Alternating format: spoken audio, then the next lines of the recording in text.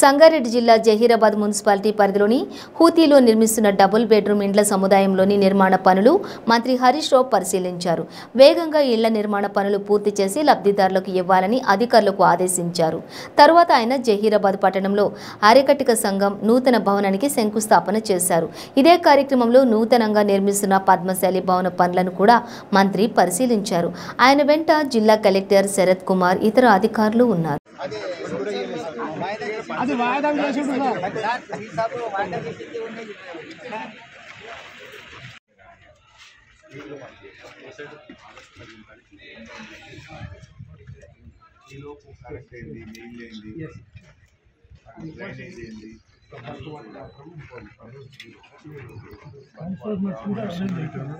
transformers